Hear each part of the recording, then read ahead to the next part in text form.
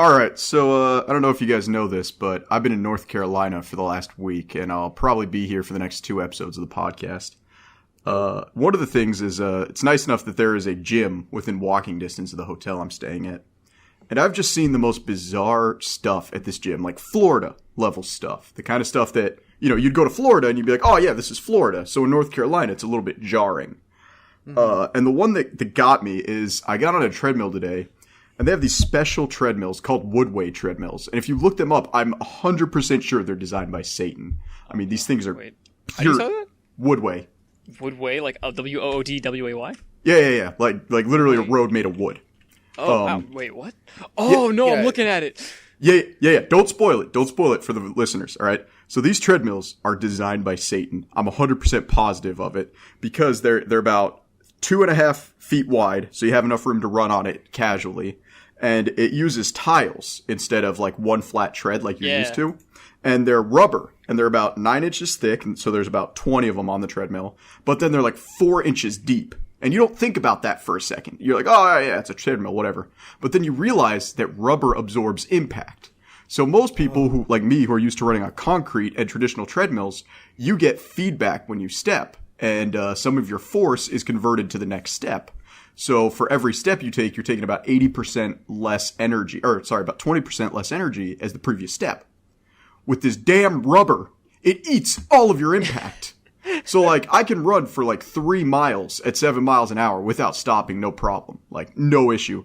I got on this thing the first day, and I was just like, holy crap. After, a minute, after about a mile, I was like, I see God. I see the light at the end of the tunnel. This is great. And it wasn't just because the chick in front of me with a fat ass was wearing white shorts either. Like, I was literally seeing the white tunnel. Yeah, you were seeing the white tunnel. With a black ending. It was brown rimmed, wasn't it? Yeah. Oh, no. No, but I was running on that treadmill today, and I was placing my phone in the drink holders, because that's what I do. I put my phone in the drink holders. Pringles holders. Yeah, it's basically a phone holder, because I put my lifting gloves in the center pile, and then everything else. And there were just 3 wrappers of Werther's Original Caramels. Just right there in the cup holder.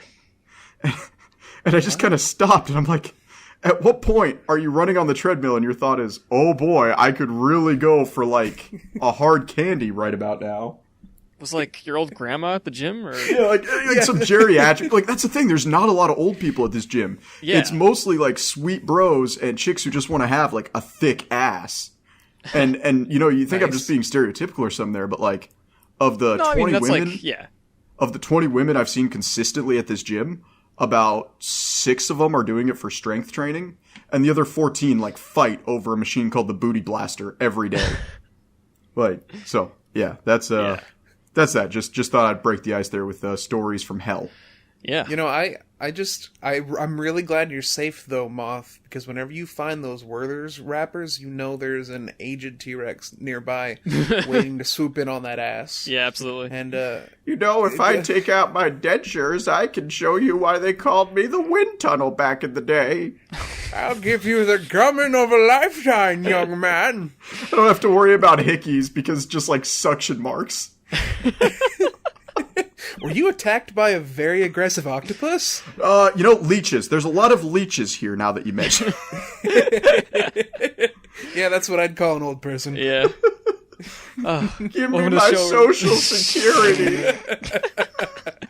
I'm gonna suck that social security check out your dick. I can't even get anything out, dude. Welcome to the show, everybody. You won't have a problem whenever an old lady's on you. Yeah, fair enough. We hate anime. Are you going to keep interrupting me, dude? Yes. I'm going to do it now just to get the third one. Oh, yeah. It's kind of like episode 2. Comedy comes in 3s. Yeah.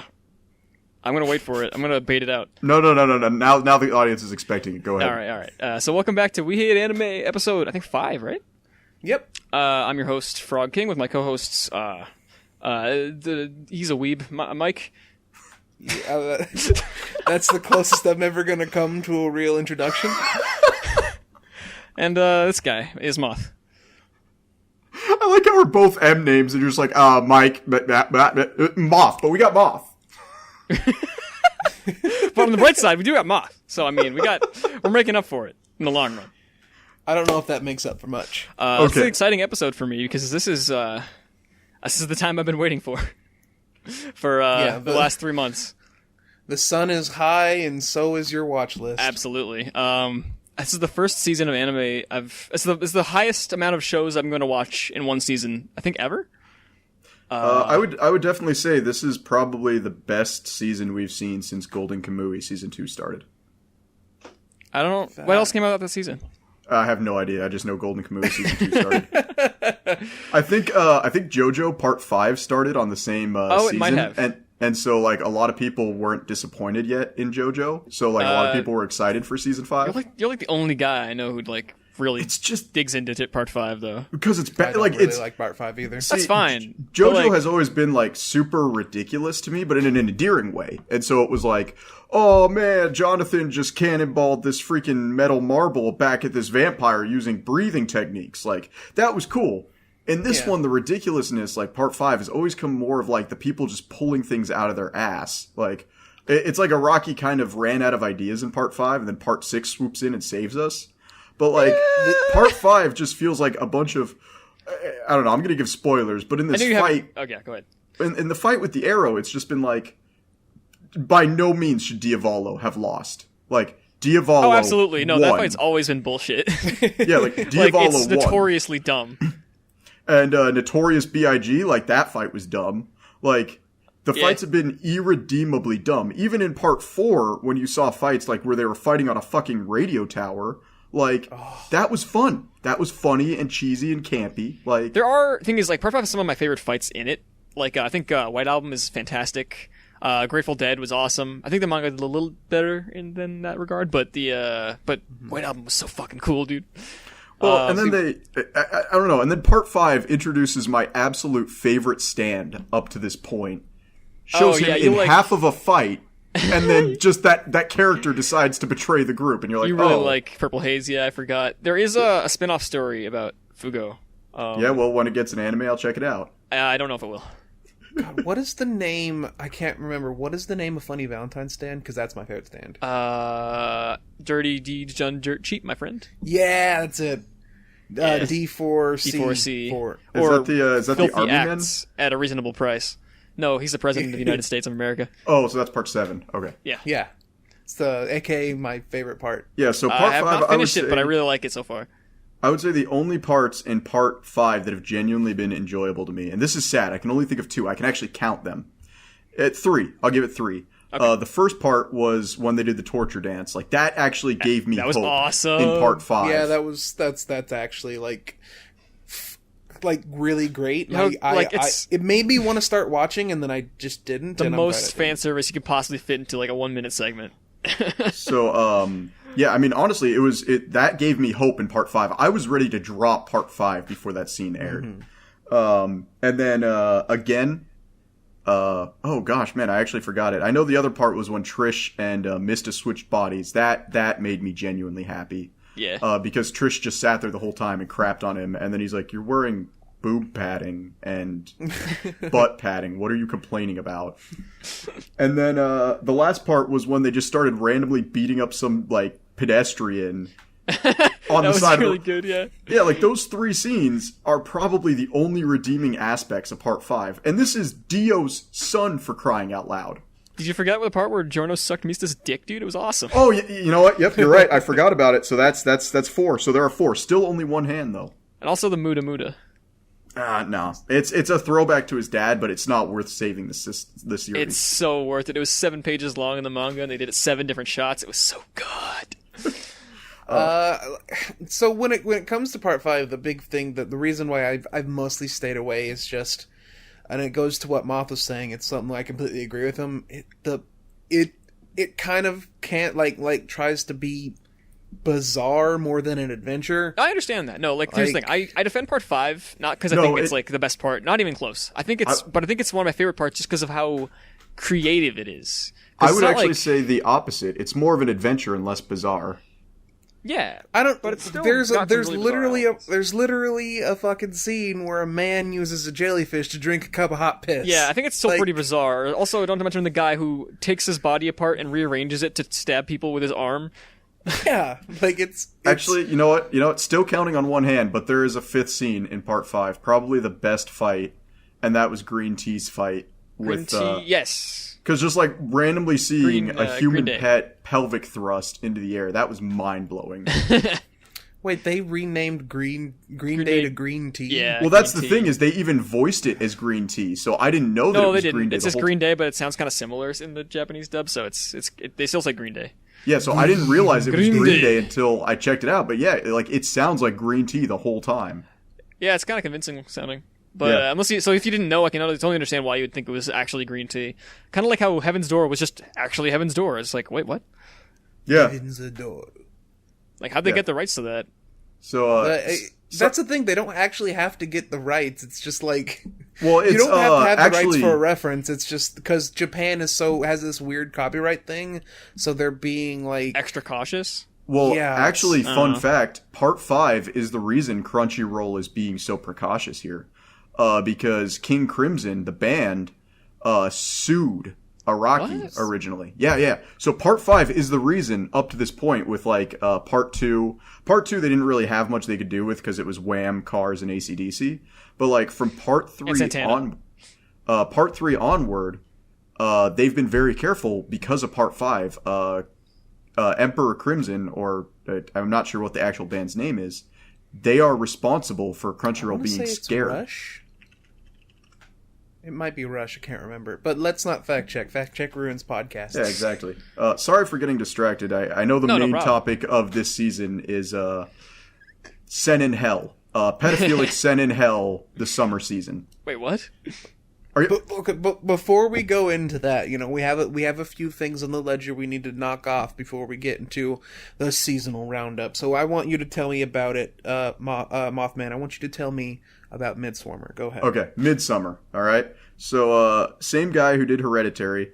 I'm going to start by saying this. I've seen Hereditary. I've seen Midsummer. The director, who I can't remember off the top of my head, and I'm not going to go look him up because I'm not going to break the mojo. He is the best camera director I have seen since Stanley Kubrick. This guy mastered camera work.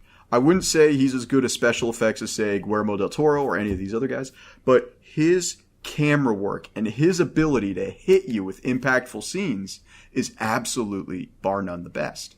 I did not like Hereditary. I liked the first act of Hereditary, but the second act lost me. And the ending I felt was extremely stupid. I will give the director credit because it is very difficult to end a horror movie with something other than the bad guy is dead. Or is he? Yeah, it's So like I'll give him credit there. Like it's hard to end a horror story. Midsummer had almost none of the failings that Hereditary had. It's a little less gripping. It's but this director does something my wife pointed out to me. I have severe anxiety. Like the moment you start talking about death or losing loved ones, I start freaking out and I have to like stand there in a corner and tell myself Same, that my yeah. parents have like 10 to 15 years left easy. But this guy handles anxiety and mental anguish really, really well in both Hereditary and Midsummer. And so he does a really good job there. What really sold me on this movie is once it picks up, it does not stop until the very end. And it has a relatively satisfying ending. It's not the best ending in the world. It's not 1988, The Thing's ending.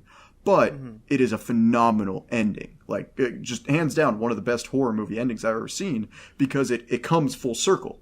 You've seen everything. I'm gonna spoil a little bit here.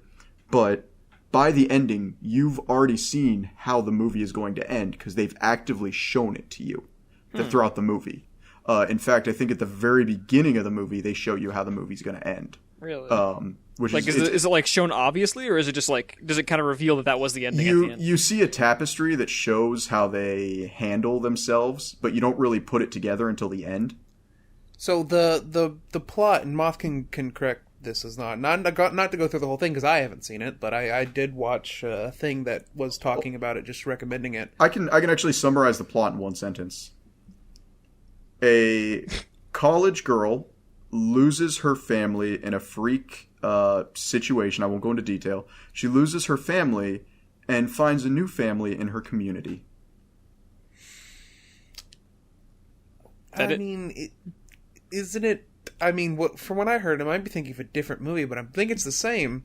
It's actually like a horror movie about like cultural clashing, and there's this culture that like views death differently than ours, and it's very well done. Is that? Am I thinking of something different? No, you're on the same page. There is a bit of a cultural clash because you're looking at kind of Scandinavian culture, Swedish culture, which has never necessarily feared death.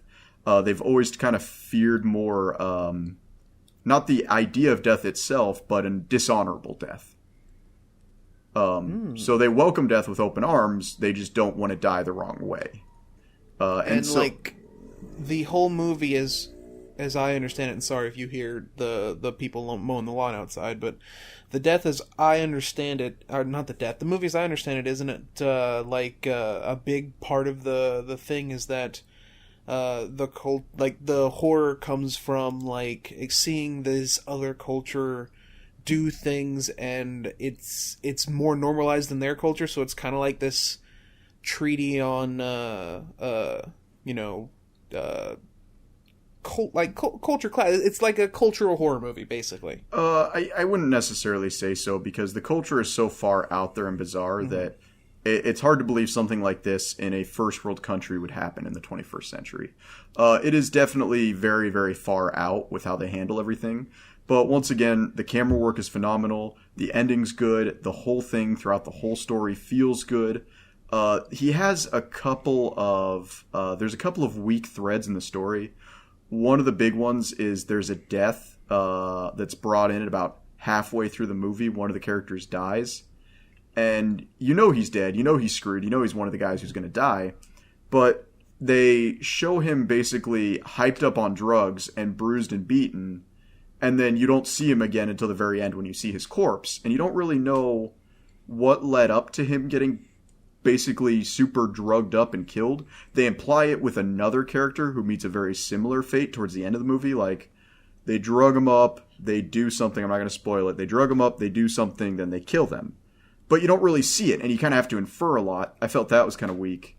And then there's a character in the movie who draws, and that's like his thing. He draws people, he draws things, and you don't really know throughout the movie if he's infatuated with the main girl because he's only drawing her, or if he's a talented artist, or if he's potentially a seer. There's a lot of things that you could infer from the fact that he's an artist, but it never goes anywhere. And like in real life, if I like to draw, that's just me.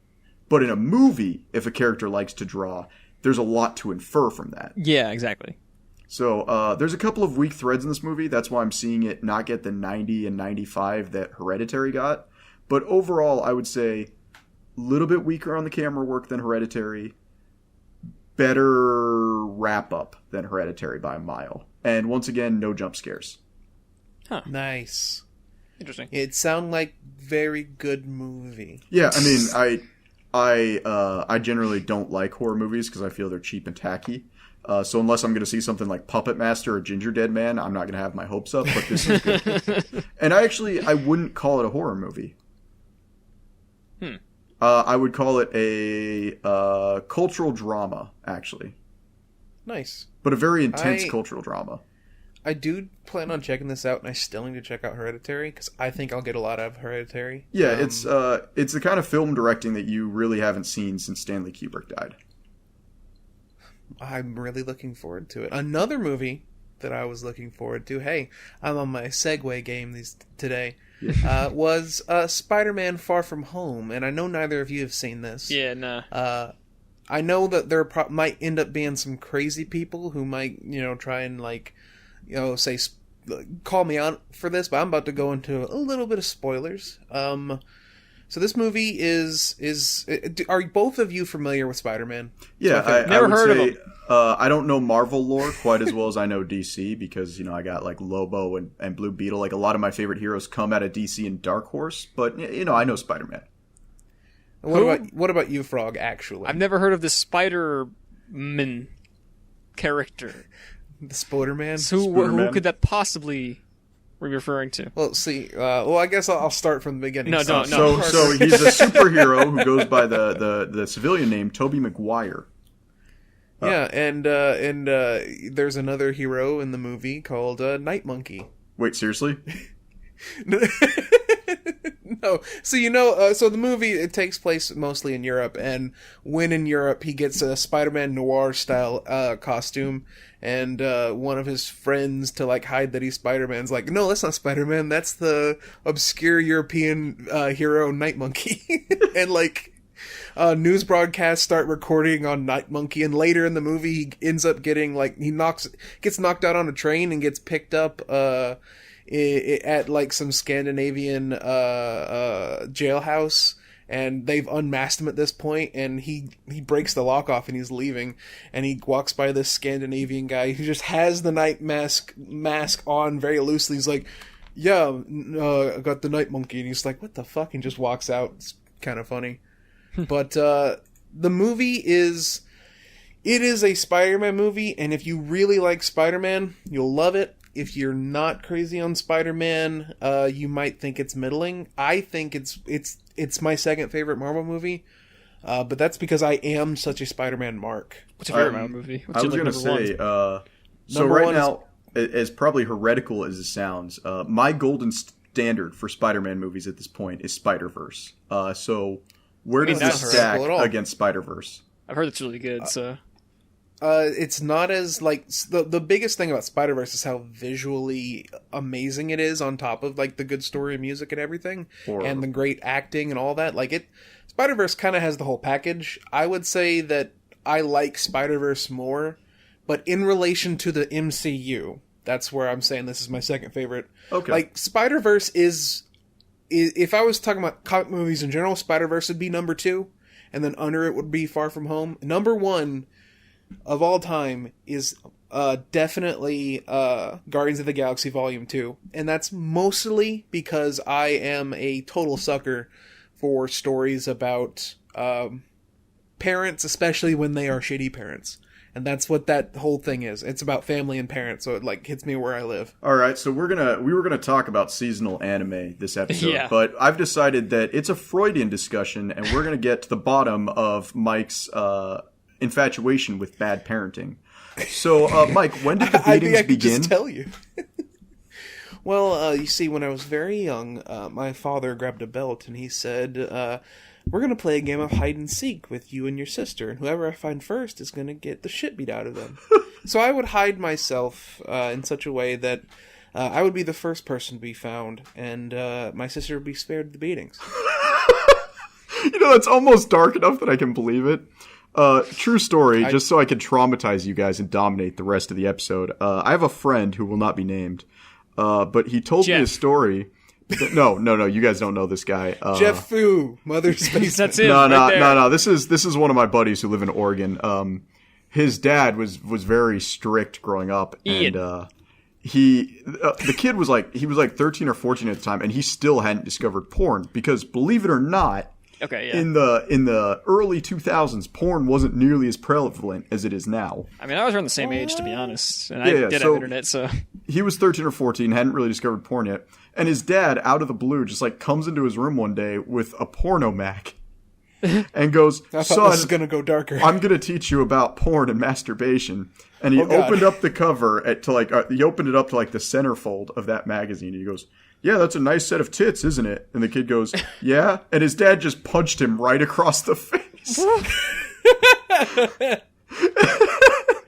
And apparently he just beat the ever-loving crap out of him. He'd show him a different picture of a naked woman, then beat his kid. And I'm like... it's dark and it's terrible, but it's so far in the past that him and I can laugh about it now. God. Oh, you remember that time my father mercilessly beat me for looking at tits? Okay. Oh, those were the times. He was the one showing me them, That's the worst part is the kid didn't even ask for this. He was still in love with Power Rangers, and his dad is like... Now every time he gets a weird boner from the Pink Rangers, Dad just comes in there and fucking punches him in the back of the head. God, it's gonna give him some weird, messed up, fetish shit down the line. Sentai based. He's gonna be I can only slapped. get off if there are Sentai characters involved. That's how it is now. Yeah, so that too. So yeah, there's your if you're dark not wearing, story.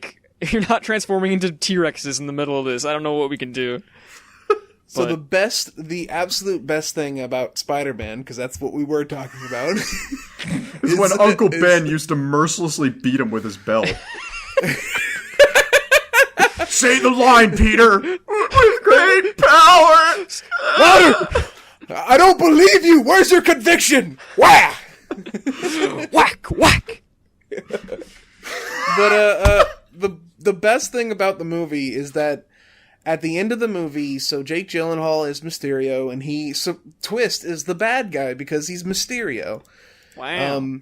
And he learns who Peter is, and he in the mid-credit scene reveals that he recorded this little extra video to be posted if he died, revealing to the world that Peter Parker is Spider-Man. And this is the video that got Kim Kardashian famous, right? Right, yeah, exactly. Peter Parker was railing Kim Kardashian. That's how it happens in the Marvel Universe. But where he posts it to is the Daily Bugle, which is now an InfoWars-style website run by J. Jonah Jameson, played by the same actor as the Sam Raimi Spider-Man movies. Wait. So we're going all the way back, literally, to we're going back to Tobey Maguire. Well, I don't know if they're gonna go that far, but it is the same James Jonah Jameson actor From Tobey Maguire. Yep. Yeah, because he was perfect. He is, and he's perfect in this like 2 minutes thing that he has, and it's straight up like they've turned the Daily Bugle into InfoWars, and it's kind of exactly what it would be in the modern era, and it's best Spider-Man movie ever. Can I say one thing?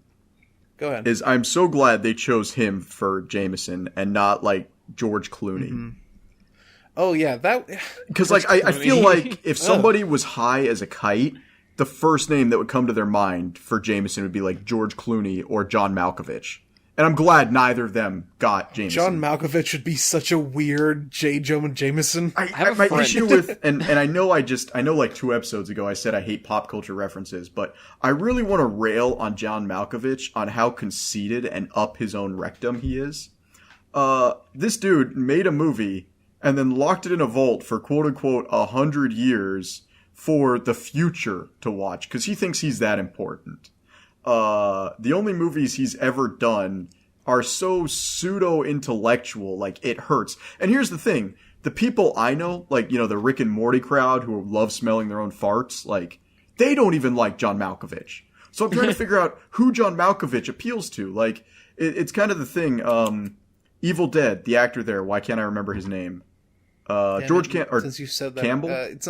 It's not, it is Campbell, but yeah. I can't remember his first name. But, now. like, I know a crowd that likes Campbell, even though he's in trashy, crappy movies. Not that they're bad, trashy, crappy movies, but they are trashy. I like him, but, like, I don't know anybody who likes John Malkovich. I like John Malkovich. I don't know who that is. Here's the thing, though. Like, I can list all the movies he's been in, but they're so snobby. Like, unless you watch his recent Netflix movies, you wouldn't know it.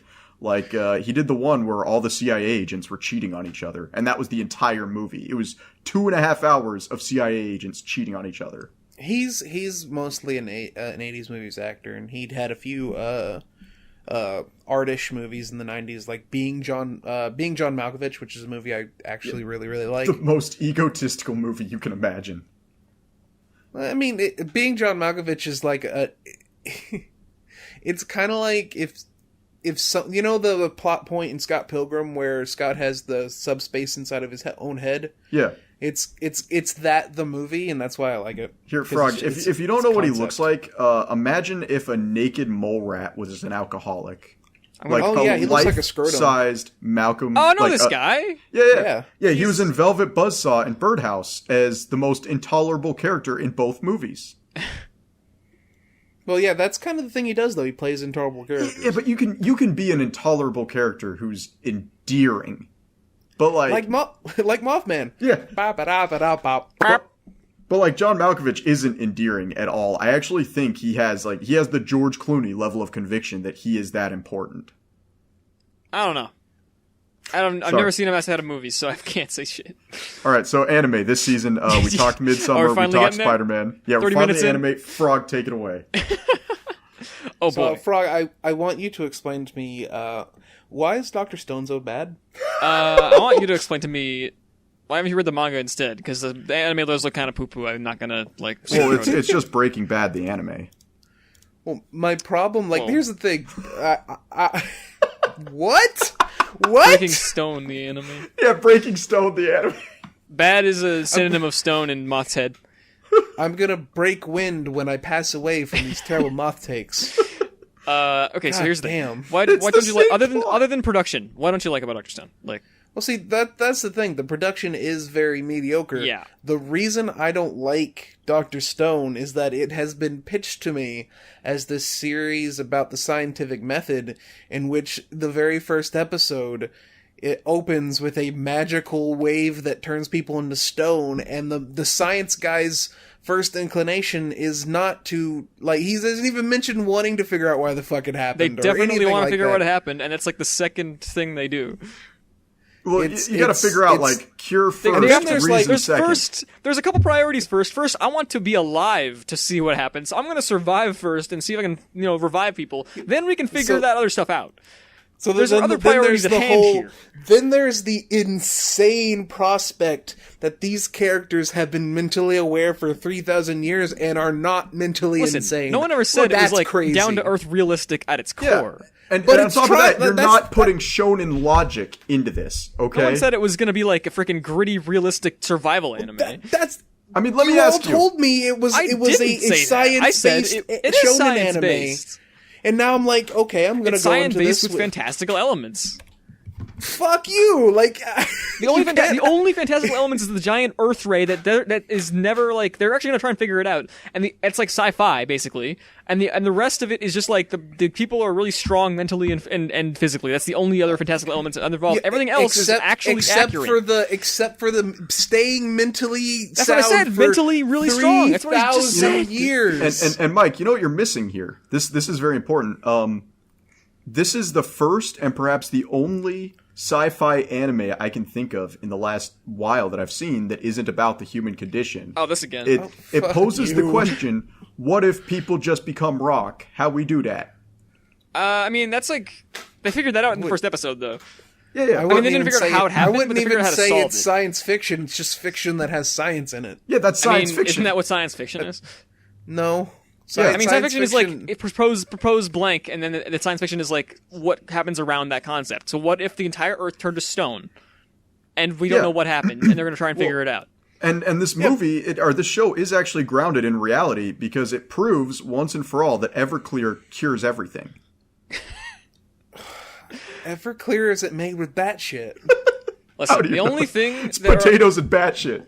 like this thing is like if you can accept the fact that a guy can kill a lion in one punch, but you can't accept that someone will like wait 3,700 years and just think and count, then like come on. We're man. talking about two separate things. I can believe a man can kill a lion in one punch if Yeah, it's in that's the Bible. established. If his name is One Punch Man, No, then it's- I can believe His name he can is do not. that. It's Tsukasa, but I mean, Whatever. If you tell me that there is a show in which these characters use the scientific method to it's way more grounded is this really than the any thing other that's show. gonna, like, is this the tent you're gonna then die on? Where it's just like, fucking- oh, but yes. how do they think so long? Ugh. Yes, because it forces me to think that way whenever it tries to establish itself as being a science-minded show. Actually, you couldn't think for I that can long. suspend my disbelief in if it was a show about people getting frozen for 3,000 years and then waking up and then doing nothing but fighting each other.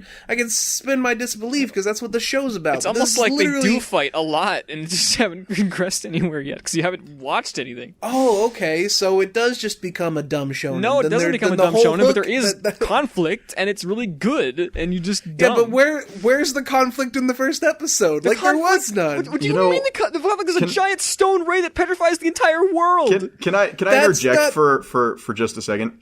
I would say that this season would actually have been the perfect season for Dr. Stone to have come out if not for Fire Force. Because Dr. Stone has zero competition this season except for Fire Force. What does Dr. Stone have? It has idol shit, which we get every season. That's boring. And if you genuinely like idol stuff, you should Wait, go what off a are you cliff. talking about? I don't know, something synphone he's going gear, and off I on a assume that's Moth. idle. You said Dr. Stone. I got confused. Yeah, well, like, Dr. Stone doesn't have to compete with anything, like, except for Fire Force. And Vinland Saga. Yeah, but Vinland Saga is Vinland on Saga Amazon is Prime, and nobody seinen. watches that. Vinland Saga is not shown in its seinen. Yeah, Yeah, I know, but it's still 100%. like a really good show. And It is, but like it has a ton of idle stuff to compete against, which it isn't even competition. It has a bunch of pedophilic isekais to deal with, which if you actually like Is that, that stuff, not I just haven't. every isekai? Nah, like there's some isekais that aren't like horribly pedophilic. I just can't think of any because none somehow of them they're are worse anime. because of it? I don't know. But like it has a bunch of pedophilic isekais to deal with, and then it has like 3 or 4 moe anime. So by all means, Dr. Stone should have been the hot anime this season, but then Fire Force came out. See but that's the big thing. If if Dr. Stone had no competition, then I would be even more railing against it more. I beg because of you to just stop watching it because the production is pretty bad. I am Well, yeah, gonna it's stop watching Crunchyroll it. production. Take a and read. It's not Crunch. No, it's not Crunchyroll. I thought production. Crunchyroll not funded Crunchyroll. part of it. No. No. No, I don't think Crunchyroll funds anything. They It does, funded but Camp mostly- Camp, which is Do the they? only thing they've ever done that I've like genuinely enjoyed. Like honestly, Camp Camp and Gary and His Demons have been the only things to come out of Crunchyroll that I haven't hated. And Gary and His Demons was like more. That was Verve. Well, I mean, Verve did, Camp Camp and Same Gary and His shit, Demons, dude. but still, it's the same company. Yeah. And by the way, if you But- haven't seen Gary and His Demons, I demand you watch it. Like, holy cow. I haven't seen it, but I've seen like all the clips of it are the funniest shit I've ever seen. As far as American animated series goes, I would say it was probably the best thing I've seen since I thought the first season of Archer was funny. Yeah, I think you, Frog, would probably love Gary and His Demons because it's about the chosen demon slayer who is tired of his job and he wants to quit. It's interesting. Well, And he's like 40 years old. no, and, he's like, in his 50s at that point. Because he's been doing it for 30 years. Here's the thing. I'm still hung up on this Dr. Stone shit. Because, like, Jesus Christ. no, it's dumb. You're dumb. Because, like, I'm not. My reason for not liking Dr. Stone is incredibly sound. man, like Like, it is a show that establishes itself as having an importance on the scientific method and as being relatively realistic, and then a fucking... it's like, clearly, like, a future stone Gorgon ray happens. Here's what Dr. Stone and the- establishes itself with, is that it's going to be scientifically based and also not afraid to take itself terribly seriously and have fun with itself because it's a lot of silly, fun stuff that happens, and that's literally the thing that establishes Frog. that is that thing. Frog, all you would have to do, like literally, this one thing, and I would be able to forgive some things. The main thing, my main point of contention is the staying conscious while stone.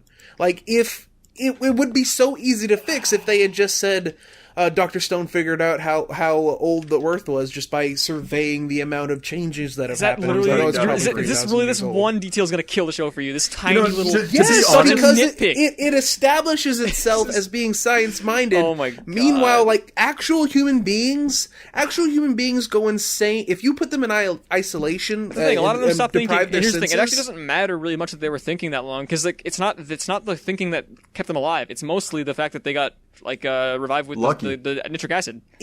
But that's the thing. If the thinking wasn't what was keeping them alive, why did they make a point of saying that it's important that they keep thinking? Because they know- thought they didn't know, you know- what was going to happen. What cracks me up here, this is what's cracking me up the cracks me most, up. is Mike is complaining about, how did Dr. Stone count the seconds, blah, blah, blah, blah, blah. The fact that that's tripping him up, and not the fact that these guys somehow cracked out of their stones okay, when throughout the show you see people whose, like, statues have been destroyed and their vital That's organs the aren't hanging dumbest out. shit as well. Moth, I'm right. I mean, Like, that the is fact dumb that, as no, well. No, the fact that you've been complaining about, how did Dr. Stone count It's just Dr. like, freaking... you accept coincidence Like- in story. I don't 3,000 understand. 3,000 years of natural wind and water erosion would have either because some Freed a people are bunch of shown to people. be Not all of them are going to get completely- destroyed. But that's the thing, Frog. Some people, like the people who are broken into bits, are shown to be stone throughout. So how the fuck did Or Bat hollow Guano- throughout. The stone forms aren't consistent, actually. it's so That's the thing. like, It's like yes, weird. there's That's no why that's the consistency. science fiction. It's literally the first episode here. It's not science See fiction. Nothing. What are you talking about? You're making All right. giant claims. Dr. that you Stone is can't an back up at isekai! all. I'm gonna jump to Frog's defense here, Mike, and I Can't apologize, back any but of this shit up, dude. you I've not are seen any okay. of it. So Dr. Stone sits firmly in the shonen category, okay? That is where it sits. It doesn't sit in the seinen. It doesn't sit in the sci-fi category. Dr. Stone is a shonen. That means it can do whatever the hell you want, and you don't question it. It's like Beelzebub. Is there any reason why that's a dumb. dude jumped That's off dumb. a 60-story building and was totally okay? You're bastardizing my defense. Like, it's a shonen. Just let it be. And we That's the thing, seriously though. cannot I- argue about this for shonen- another I 15 I can minutes. turn my brain off, but when a show is like, hey, science, it's like, okay, I'm not going to turn my brain off. And then I go into it and it's like dumb shit. I'm like, okay, brain fuck you. can't believe- Because here's the deal. When I originally wanted to create a YouTube channel, I was going to make a science education YouTube channel because I love fucking science. Then you'd love this And- show, you dipshit. No, I Yes! don't, because there's so much dumb bullshit in There's it literally that's not one thing. scientific. What is wrong? And it's such a nitpick. Oh my god. Like, people should have, like, the wind and air erosion alone for the intact humans that did not break apart, the wind and air erosion alone would have awoken them a don't lot know what quicker it's than made of, bat though. shit happening to fall. Why did bat shit break apart? It's just Mike. fucking stone. What? It's nitric what is the- acid. It's literally part of Mike. the thing that they explain is part of like a natural solvent. Wind and air erosion will erode It's erode literally stone a quicker fictional than. stone. We don't know what it is. Okay. Then why Here's did where we are right now. Ah! Here's where we are right now, okay? You two are arguing if the dragon lollies in the Fire Emblem series are considered pedophilia because they're 700 years old. Just Not all of them are 700 let years it old. Some of them are be. children. All right? We're done. Dr. Stone is entertaining, it's mindless, and it has as much pseudoscience as everything else, including Steins Actually, Gate. not pseudoscience. It's just got real science in it. It has as much real science in it as Steins Gate using a microwave to teleport through time. Have you watched the second episode? Because they already go into science there. They're talking about zinc, and how zinc is very important. This is perfect, all right? Because So wait, zinc is all important? three of us are coming Yes. at the show completely different. Moth's like, just turn your brain off. I'm like, I can't turn my brain off. And Frog's like, it's not even a problem. All right, not! so moving on from Dr. Stone, Fire Force wins the animation award this season. Pure and simple. Yeah. So episode one, at I the very would least. say, go ahead, Frog. Episode 1 is fantastic looking. I won't deny it. David Pro surprised me a lot because, like, you know, Dodo looks like ass half the time, but yeah, this looks really good. I think Well, Vinland's well- also might take that category though. Vinland looks amazing. Well, This no, looks, here's it's less what flashy, gets me. but it's just as good. Awesome. Vinland Saga doesn't put quite the effort that Fire Force does, because in Fire Force, there's points in animation called downtime, where it just Yeah. has the characters talking back and forth.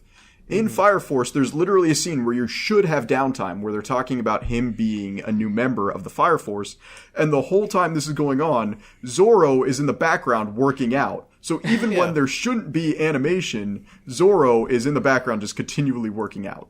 And it's definitely not just, like, the animation, the direction. Like, I poo-poo the first half of the first episode from, a don't agree. direction standpoint. My name's Mike, and I'm an elitist, and I can't just enjoy shonens. Trust me, Moth- she's 700 years Moth, old. It's not What is my pedophilia. name? What is my name? I want you to say it. What is my name? English Mike. It's I hate anime. English. Then why are we calling you Mike? Because that's my name. You can't have two names. It's like me when you have a mixed signals redneck here. named, like, Joey Bob Rick. I literally, my name is Michael Gage. I am redneck. Can't believe this guy thinks that you can't wait for 700 years, even though it doesn't matter that you wait because it just happens anyway. And this is Well, what's it's the one like detail. it's like Rory We've Mercury. moved You on, ain't Frog. going to I will prison for skin clapping you those alive cheeks. and cook you on the grill. This is the Fire dumbest thing to get Force. cut up on. What, So Rory Fire Mercury's Force cheeks? Is Fire Force is good, okay? We all like Yeah, it. it is. Fire Force is amazing. The direction and use of color in it is phenomenal. The I wish the subtle color palette was a little more storytelling in the varied, but I first understand why episode. it's There's not. no subtle storytelling. What are you talking about? Okay, no. There's nothing subtle about Fire Force. Every single time in the first episode where you see him smiling from ear to ear, and then you Yeah, learn in the that's last cool. half of the episode Like, he smiles like that because he's anxious. So actually you go watched- back and rewatch the episode. I did. You know, And it's like, I have to admit, it gives context. that's a really good trait for a shonen character to have. It's something is. I haven't seen before, but it's not subtle. I mean, if they give it away by the first half of the first episode, it's not a subtle thing. It's just They give it away in the last fourth of the episode, and then you go back and watch the episode. No, I think it's actually and like he smiles like around the that halfway throughout. point. no, entire it's literally episode. in the first 10 minutes because Yeah, it's he's like like, the halfway "Why are point. you smiling in your picture?" And he's like, "Oh, because I'm dumb." And the shonen character in this. Oh, well, yeah, it establishes that his face tenses up, but, like, you go back and... No, I'm with you, Hate. I hate. In any other shonen work, every single time that he would be smiling, there would be a fucking an echoey voice that would say, "God, I'm so anxious right now." Yeah. Okay, you know what? I get that. You know, we're not going back to the It's a Naruto good device. swing, It's a good- and I can that's all. appreciate that. But at the same time, it's not subtle. It's an enjoyable It is a detail that always visual happens. way to show you how the character No, feels. it's in the without same saying category it. as the fact that Goku stretches before every fight. What? Like, No. it's, That is no. yes, it is. Everyone stretches for any like physical activity. It's just normal. Okay, but like, okay, watch Gon, because the only character I can compare to Goku is Gon from Hunter x Hunter. I don't know that hair. show. Gon just fights. Whereas, Yeah, they do, but you whereas you Goku assume, before every fight stretches, and that's like, oh yeah, that's kind of cool that he does that. It's the same thing in Fire Force. Hey, the main It's character not. It's smiles like- when he's no, nervous. it's like humanizing, I guess. That's the most I can give it, though. Nothing about Goku stretching, like, he just stretches before he fights. If you see the main character smile in Fire Force, and he smiles that particular way, you know what emotion he's feeling at that moment, without it being, like, beaten over the head. It's used as a cool device in his backstory where they think he's smiling because Yeah. it's like menacing, but it's actually just like, It's oh, visual no. I swear- storytelling. Visual I storytelling. genuinely swear, if you guys are going to pretend that this is the next like I'm not intellectual saying it's anime like- of I'm not- we're not 2019 calling because it the free main character Shakespeare. smiles, No I'm one just here saying is it's a saying good this device. is super deep. It's just a good visual storytelling. That's all. It's Yeah, basic. that's it. That's all I'm saying. I'm just saying it's a very effective use of visual storytelling. It's not like in your face. the hell is visual storytelling? That It's it's telling stories with visuals. Is Bob. that like when, like in the beginning of Shrek, when they had the picture book and they were like telling no. the story? They're No, they're 'cause telling they're- you the story. They were literally in the If you beginning can, of if you Shrek. can infer like, there's something a without having been narration. told anything, aka show don't tell, that is visual storytelling. That's literally as simple as it gets. Oh, like it's- in it's- porn when a guy has an erection and you know he's horny. So you see him Actually, smile, yeah, and then kinda, later yeah. it's revealed that smile meant something different, and then you can go back and see visually with your eyes and not your ears that it No, is. Frog. Let's analyze this from the joke he just made. If you see a hard penis, it is visual storytelling to tell you that this man is turned on right now. Moth, you are correct. I mean, yeah, it's a visual cue. There you go. You fucking So idiot. it's a visual cue. It's not visual storytelling. It's a That's visual what cue. you can get. Visual cues that work in tandem with each other are visual storytelling. That's just So it's like you're just trying to whenever- extrapolate for the purpose of extrapolation. So it's like in One Piece, whenever Zoro drinks, you know he's getting drunk. Yes, I mean, yeah, that's like a really dumb way to do it. That's like that's not even storytelling. It's more so just observation. Like So you're observing that the character's smiling. because the smiling clearly okay. means something because they told us it means something. Frog, we can't, like, there's no rationing with this creature, okay? you can't, like, I'm mad he's at both not you guys gonna be right now. able You to both see are it. just both of you just being tards. All right, so now bear in mind, I've actually only seen episode 1 of every anime this season because I've been betrayed okay. by my wife. This is great. My wife and I watch every show that we watch. So like, there's shows that I drop that I don't want to drop, like Baki, but I drop it because my wife is like, you know, she doesn't like Baki. Just watch on your own time. So, well, I don't. I do other things like play Final Fantasy or play no. Battletech. No. But, you know, I was betrayed by my wife because I was like, I'm going to be gone for a week. And then my wife comes and visits me during the whole second week and we can catch up on all of our anime. It'll be great. Well, she calls me last night and she's like, oh man, did you see Dr. Stone last night? I'm like, no. Should I have? Wait, really? Your she's wife like- cheated on you. She's like, wait, you haven't been watching all the anime? And I'm like, no, I've actively been waiting to watch it with you. So I'm completely Your wife's betrayed, been and now getting that tonight I thick have to stone, and you're over there. Oh, so you don't know about getting Tsukasa cucked and by like the main anime. conflict of the series, which Hate neglects because he doesn't see the second episode because he's a dumbass. Well, to be fair, apparently I'm an idiot I'm too. mad at you. But so moving on, we've covered Dr. Stone. We've covered that Fire I don't Force think we're has the done with Dr. best Stone yet, smiling actually. Hang on. protagonist. Dr. Stone is going to be a continuing a character in this Read the manga. You podcast. might like him more because the production is actually really good in the manga. Well, can't see the art. Boichi. I mean, everything Boichi yeah. does is good. Anything Boichi touches with his art stick is gold. So Yeah. Once No, everything Dr. he does Stone is good. ends, I might read it. No, but it gives me hope that if everything else Boichi has ever done is getting a manga, then maybe Sunken Rock will get a manga. Or you an mean anime. Yeah, Yeah, that one. Sunken Rock. I don't know. It feels like it's too old? Not too old. Just like it's really gritty. I mean, Dororo is literally from the 40s or 50s. Yeah, exactly. So, like, it could happen. Yeah, well, Like, and I mean, Vinland it's is from kind of like 2005. it's kind of like Congo Bancho. I feel like in the time between JoJo's Bizarre Adventure Part 5 and Part 6 getting an anime, Congo Bancho getting an anime would fit right in. No idea what that is.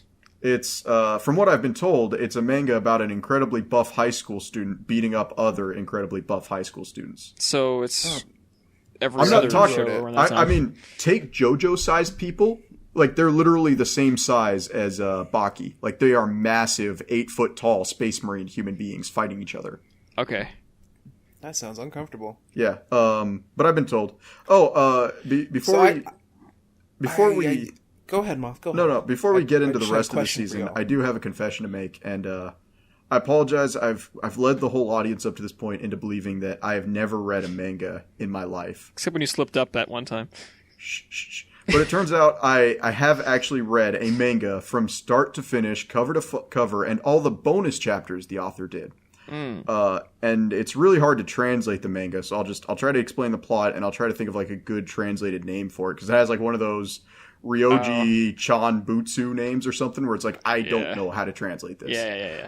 But it's the story of two childhood friends, a boy and a girl, and the boy left home when the girl stayed. So he left, and he tried to go on with his life, and they experienced a childhood trauma together. Okay, Goblin Slayer. No, not even close. And she has kind of stayed in this hometown, and this childhood trauma has haunted the kid. And as a lot of kids get childhood trauma, they don't really remember the details. They just have a sense of dread around certain things. You sure this isn't Goblin Slayer? I'm positive it's not Goblin Slayer. So the manga starts with the boy coming back to his home to visit his parents because he's like, I can't sleep at night. I've been dealing with, like this trauma is coming back to me, but I can't quite remember what it is. And he doesn't feel comfortable talking to his parents. And he remembers that the events happened on his parents' property, which is the worst part.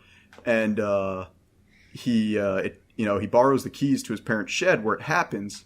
And there he meets up with his friend, and he kind of relives the trauma with her. And, is this Layers of White? Yeah, it's Layers of White. I was like, wait a minute. This is not... I hate you. I hate you so goddamn much, you piece of shit. I was like invested, and then you're like, oh yeah, it's my porn. Fuck you.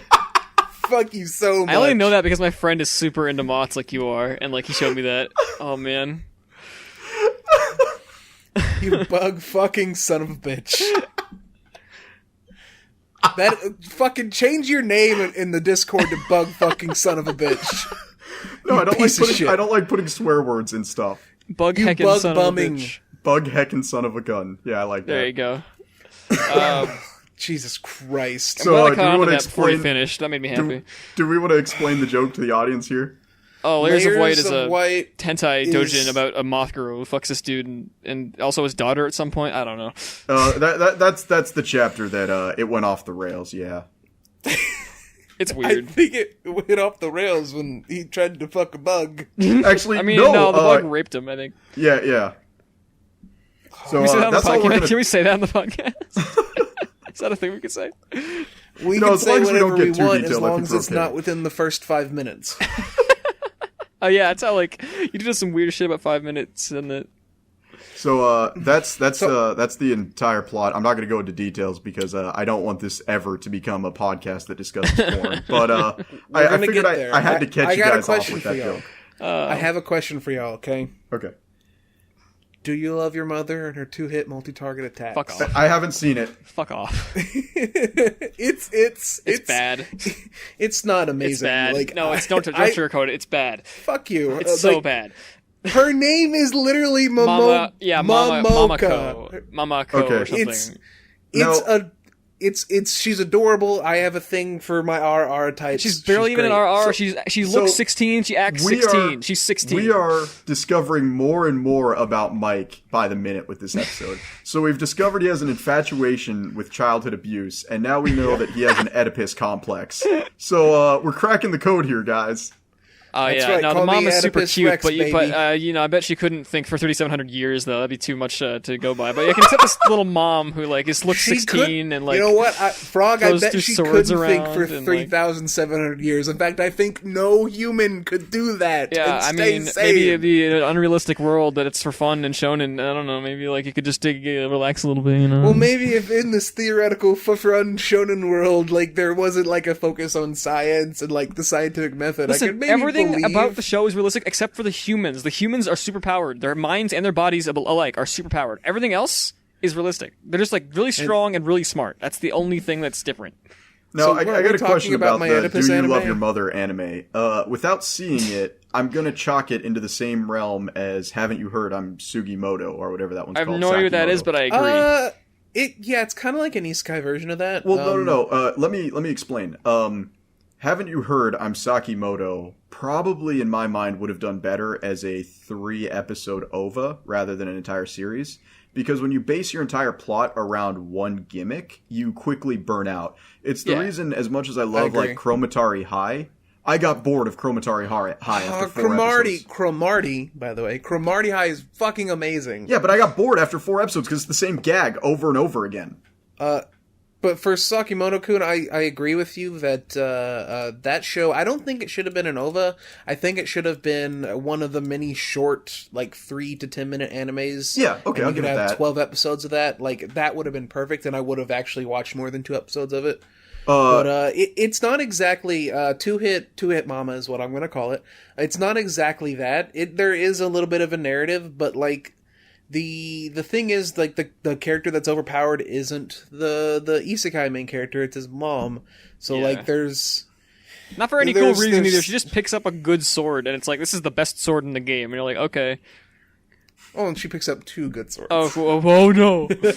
So, real quick, I want to go off on a tangent. I know we're supposed to talk about the seasonal animes, but there's an anime that I don't think a lot of people watched, and it aired last year. Because we were talking about 3-minute animes.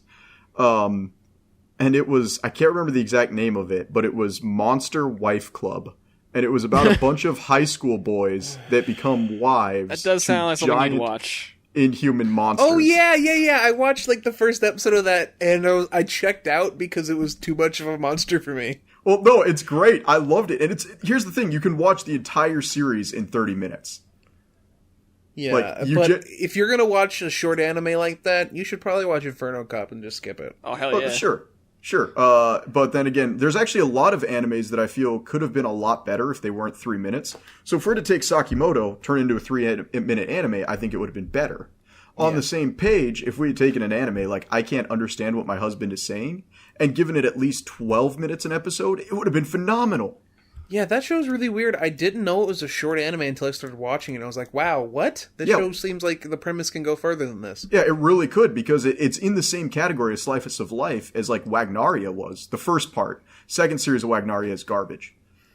I would even say it's a lot similar to Maid Dragon, and that Maid Dragon works perfectly as a 30-minute show. Or what was that one about the club full of college boys who just liked anime stuff? I can't remember what it's called. Free. You just described so many animes. No, but they're specifically in college, and they're a bunch of dirty weebs. One of them is a fighting game expert. I don't know, man. Fucking something game. No game, No, no but life. New game. No, it's not New Game. It's one of them's a fighting game enthusiast. The other one likes, obviously he's the porn addict character. And then there's a guy who only likes manga. Wait, the porn addict? Yeah, addict. What? You've been addicted. Okay, but it's one where a girl joins the club, and you kind of get a look into the life of all of these types of people throughout the The series. gamer. Is it Barakamon or Bakuman, or Vinci-kin? yeah.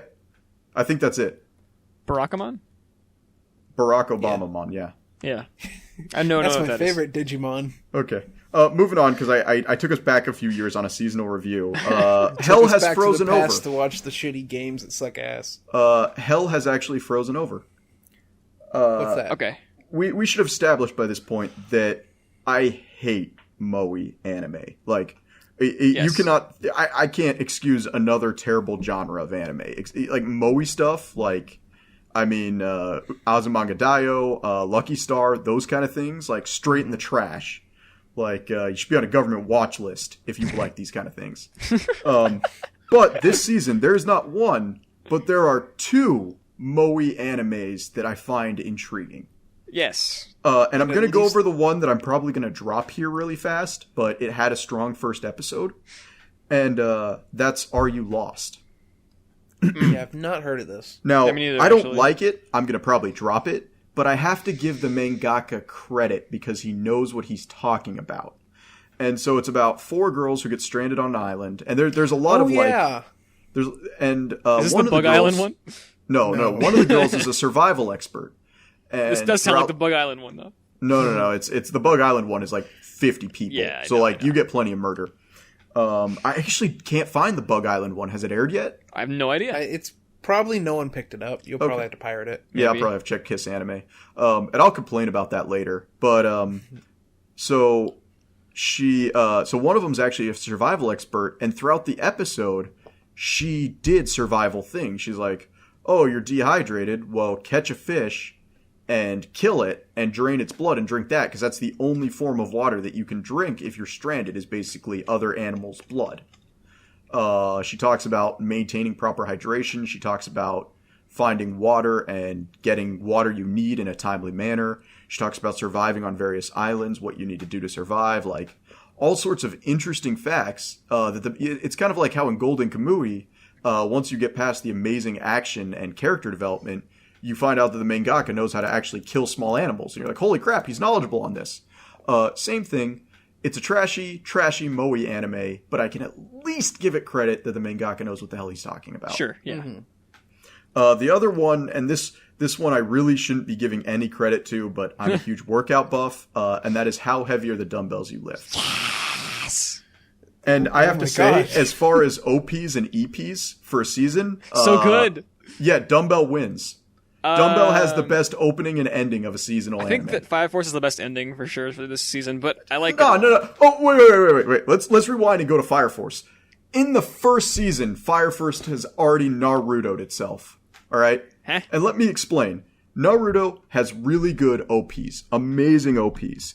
Fighting Dreamers, best OPs. Kana Boom, whatever the hell the songs they did. Like, you get some really, really good songs. And then the endings are always Sakura in some stupid-ass art style walking across a beach. The ending is not like that, though. It's actually really good. Not really. No, but it is the 2 girls in the series in a nunnery. That It's is only the one of the ending. girls. Okay, but it's The the two same girls in thing Fire as Because Naruto. it's because she is a nun.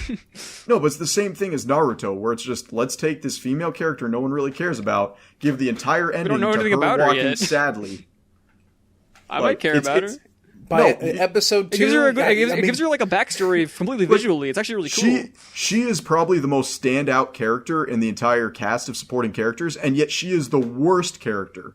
She's like, What? look, Wait, this is why? a really cool nun. And then, like, she's immediately trampled by the other girl, who's way cooler. She's immediately Oh, I love trampled by Monkey. Zoro. And, like, I mean, want to be punched by the cat. But the thing is, the ED gives her a backstory completely without any words, and that's actually really cool. And it's a boring backstory. It's a Sakura ending. it's cool. It's like No, it shows it her is a how her Sakura like ending. her, Wait, how her do nunnery you got mean like Sakura taken over or by, Sakuga? by like No, flames. I'm talking about Sakura from Naruto. Like, it is a Sakura ending where I skip all the endings of Naruto because just Sakura walking on a beach. Anyway, dumbbell, right? No. Yeah, oh, yeah, Dumbbell. So, best opening, best ending. I'll give you honestly, SOP because I like it a lot. You know, here's the thing. So I actually want to ask, because you're implying that this is a moe show. Frog, is this a moe show? It's more of an ecchi show, but here's the thing: it actually toned it down a lot. The manga is first episode? pretty. The manga is pretty risque, but the I anime know Moth itself has not too very bad. loose definitions for his Moe, it's. I mean, genres. it's got cute stuff. It's not like it's cute girls doing cute things. It's cute girls Moe. doing manly things. Actually, No, they're it's not cute doing girls manly things. lifting There's weights. only one girl in the entire group who does anything remotely manly, and she is the What? best girl. the boxer. No, the girl, like the high school idol. I don't even know her name. She doesn't She's do the anything one that, manly. like, She just comes when she sees muscles. That's all. Oh, you know what? And that, as far as Moe girl anime personalities, that's the best one I've ever seen. I think you're gonna like the Russian girl Xeno when she comes in. If she's like straight up big nutting it over muscular men, like, boom, best Moe archetype I've ever seen. I don't think it's I really think that's Moe. Mo- I think it's more that's ecchi Moth's for sure. whole get in. Well, it kind of reminds me of Here's Free. The how their manga's manager, ecchi, but the anime seems to be guiding towards the Moe-ish, more Moe well, than the manga. I will say the anime almost feels like it's poking fun at the manga because the main girl is consistently going, "Why are we putting ecchi in this?" That's the manga did that too. Oh, it does. Never mind. Then I don't know. I don't read. No. It's a comedy. I did read the manga like years ago. Actually, I love this manga. Coincidentally, by the same author as Kengan Asura, which is coming out this season, and the same universe. Believe it or not. That would explain a lot of the back, like a lot of the characters. Muscle-kun is a great character. Oh, Machio, I love him. I love him so much. Oh, Machio, that's his name. It's actually like a his pun. name- yeah. I would say that the main girl's kind of boring, but I'm glad there's a lot of things they do that I enjoy, and it might have been in the manga, but like the fact that you actively see her not watching her diet by showing how many calories she's cramming down her throat. Yeah. The fact that you actively see her living an unhealthy lifestyle, like there's a lot of things that show like, hey, these are things you need to not do if you're trying to be a better person. Because me, when I got really big into working out, like I would work out 5 days a week and I would still gain weight, and it wasn't muscle, it was fat. Like where I should have a six pack was going away because I was eating like a dump truck. And the show very subtly implies like, hey, you have to switch up your diet to be proper protein, proper carbs if you want to be fit. And I like that. They're gonna go over nutrition, I think, like more in depth later. But yeah, they do it. They do it. Yeah, it is good. Nice. It's a Moe anime, but I will give it a clear pass because once again, the mangaka knows what the hell he's talking about. Yeah, it's definitely. It's like I said, the manga is actually the mangaka, because I actually know about this from reading his other stuff. He is an ex martial arts fighter and workout nut himself. So he's like, he just loves working out and he loves like combat and stuff. So he just loves putting those kind of ideas on paper with different artists, and it's really cool. So what you're saying is he goes to the gym, checks out all his bras, and then draws them. He doesn't draw. He's actually a writer? he's a writer. This is a different artist than Kengan. Okay. Well, that's cool. That's something that isn't touched on enough. The mangakas that just write their works, because there are not most, but a lot of mangakas pretty much just write, and then they get good artists to help them out. Yeah, like you mean like one? Well, one I love One's work though, to be honest. One's art is beautiful in that it looks like I did it. Well, the fact that he has no reference for depth perception always cracks me up. Like, I'm gonna post this picture. It's just a good example. You don't have to put this on the podcast maybe, because this is more what it looks like in the manga. It's definitely more risque, is what I'm trying to get at. Like, well, yeah, they put nipple lines in the fact that her shirt is coming up. Like, yeah, exactly. And there's clear like there's this shot and you can see her clit pressed up against her pants and stuff. It's like it's not subtle. So they toned it down for the anime a lot. Yeah, they did. And I definitely appreciate it. Her shirt's not the only thing coming up. Yeah, bro. Also, this is like I don't want to mention this real quick. In the first chapter, Machio is buff as hell, but they actually kind of buffed him up a little more in the anime, which I love. Like he's huge in the show. I've seen pictures of him, and he looks like a fucking beast. Yeah, with here's him in the first chapter of the manga, but in the first episode of the anime, he's way bigger. Hold on, I'll get a picture of that too. That famous old Doujin picture of the super buff guy with the moe head, and he's getting married to that girl. Yeah. Oh yeah, the one where like it's unbelievable on the proportions, and his neck is like 12 feet long. This is literally what that reminds me of. Yeah, I like Machio. I like Machio. He's a great character because. And this is something I know this isn't anime related, but half the stuff we talk about isn't even anime related. But yeah, don't worry about it. A lot of people have fear about going to gyms, and I understand. And let me get rid of these fears about here. It. Are there sweet bros at the gym? Yes, there absolutely is. But here's what you're going to see. If you go to the gym and you're working out, it's like your first time at the gym. The only time somebody is going to approach you is 1, if they think you need help, or 2, if they think you're being dangerous. Nobody has an issue going up to you and going, hey, I noticed you're doing this workout. I don't think your form is right. Can I help you? Yeah. They will never snicker about you behind your back and call you a fatty. Everybody at a gym needs to be at a gym. Like, everybody at the gym needs to be at the gym. The sweet swole bros need to be at the gym to retain their weight. The moms who go to a gym need to go to a gym to get some stress relief in their life. The guys in their 50s with saggy, like, pork fat arms need to be at the gym to retain their heart so they don't die when they're 60. Like, you need to be at a gym, and it is not a hostile environment.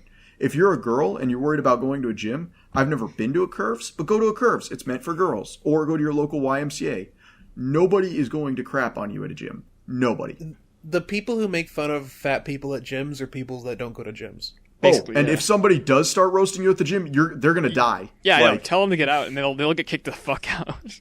Like, honestly, if you see somebody getting roasted at a gym, go talk to one of the personal trainers who monitor that place like a hawk and be like, hey, we got somebody at the gym who's causing problems, and that guy will be gone. He'll either be shamed and never come back, or he'll be a hell of a lot humble the next day. On top of that, the only thing I really do complain about, though, at gyms is if you have to answer a text, I understand. Like, once I get to my 4th or my 5th rotation of sets, I can't jump up and go to the next machine as much as I used to. Like, right. The first 3 sets, I can jump up, I can go to the next machine, no problem. 4th, 5th set, I get that. You want to check your phone, you want to give your muscles a rest, you're breathing heavy. Get off the damn machine. Yeah. Get off the damn machine. When you're working out, like, you do need to, take rests between, like, workouts just that you can calm your muscles down, and then you go into the next workout. But yeah, get the fuck off the machine. Like, there's other people working out. Yeah. Yes. So, sorry, tangent, but the only reason I'm giving dumbbells a pass is because, 1, I'm a huge workout buff, so it does attack me right there. 2, because I feel like the mangaka actually knows what he's talking about. He is, yeah. That's why I think you're gonna like his other show. I am just gonna take just a real quick moment just to talk about an anime that I'm incredibly excited for this season, despite the fact that I'm a season behind, and that is Symphogear. Symphogear is awesome. Like, no, fuck both of you guys. Like, Moth, you were. I will give you this, right? There is idle aspects to Symphogear. It's crap. No. There was one idle anime my entire life that I felt might be good. Moth. And it was. It's not an idle anime. Just there are 2 characters in it that are idols. Already trash. Like, the whole show is about like, there's a deep fucking lore about how the moon is making people not be able to be gay. Oh, so like, it's fate. It's fate all over again. It's really crazy, but like it's a shonen show in which girls get super robot forms and they sing to power themselves up, and they actually sing too. Like, for example, if they throw a punch and they exert a lot of force, like, the singing will reflect the fact that they're putting a lot of force into their punch. Like, it's this not sounds just like absolutely stupid. It's awesome. The characters are phenomenal. We're 5 seasons into this fantastic show. That's seasons? 5 seasons? Yes, 5 seasons. Is there a mobile game that they're raking cash in at this point? Like, because that's the only explanation I can think of. There is a mobile game. There we go. We go. It's the only reason we're still getting a limitless. Until like season 2 or 3. This is the only reason we are getting a limitless supply of Fate animes, and that's because FGO is raking in the big bucks out of Korea. This show is not tied. There is a mobile game, but it existed way before a mobile game existed. There is original one work, anime and it's that started really as a entertaining. mobile game that is any good. The music is amazing. Nope. The characters are phenomenal. Nope. I need to watch the last season. It's totally worth it. I just want to shill for Symphogear because the main character's fucking a punch girl, and she's super fucking awesome, and it's the best. I might be more interested if it was called Nymphogear, but it's not.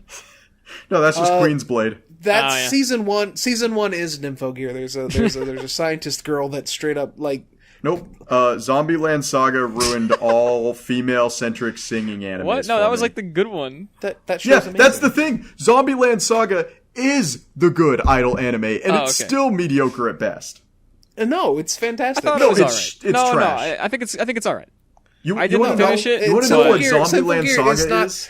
I It is cannot. It was okay. 7 episodes of girls saying, I can't do this, and 5 episodes Yeah. of girls doing stupid stuff. I like the comedy though. It was good. The comedy's good, but there's not enough of it. Like, No, I agree. the episode That's where that's they... what Moth. You need to understand, like what you just described. That's kind of what idol animes are. So that's you just Like- don't like idol animes, and that's fine. I mean, to be No, fair, like- yeah, it's like, no, I think it's just valid. It's merit in saying like, well, maybe he thinks that idol anime should try and do some other stuff. Then I don't know. There are Fair. 3 good episodes in Zombieland Saga. The second one is so good though. The episode where they rap, Yeah, that's the second one. the episode where they compete in a freaking Ultimate Ninja tournament. Oh, the mud thing. Yeah, and the that one's episode where the girl rides a motorcycle off a cliff. I like the one where they're chickens. That one's fun. That's the same episode as the other one, I think, actually. That one's okay. I love the episode where it reveals who the producer San is. Don't care. That's Don't care. That he the was last her episode. high school crush. He Or was she was Truck his Kun. high school crush. Yeah, he had a huge thing for her in high school. That's why he revived her. Now, here's the thing. It's creepy, Zombieland but- Saga but- would have just been okay. It would have been like a 6, maybe a 6.5 in my book. If in the last 2 episodes she didn't get hit by a truck again and go through this amnesia, Oh my I can't god, do it. we're going over this again. Like the amnesia played into the plot, Moth. You just No, you're one, dumb. amnesia is the weakest plot trope ever. Amnesia is absolute garbage. If you just like, you can't write it off instantly without seeing what No, it has. you absolutely I haven't can't. It's seen what trash. that is though. To be fair, but Like, you also Utawa wrote off Ramono- Gridman, and Gridman is not even. It's like not even really amnesia. It's like something But else. Gridman's altogether. trash too. Yeah, but you didn't see it. yeah, but Yeah, I the watched main the first reason- 4 episodes, and then you shilled and said, "No, you got to watch 6 episodes before it gets good." No, I think it's trash. good. You just No, didn't it's like the good from the Toku beginning, parts. it's just different. We already talked about it 3 times. So the third Gridman. Let's moving on.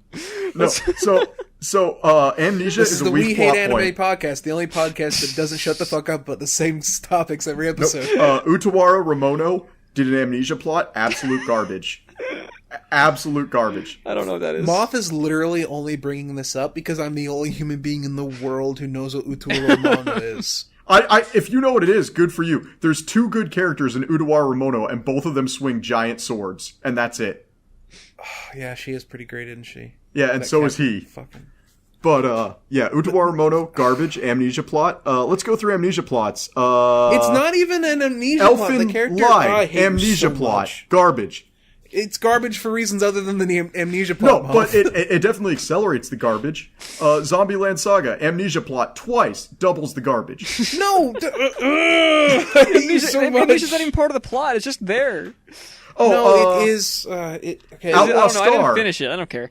Outlaw Star, 10 out of 10 anime until you realize that the main girl is an amnesia plot.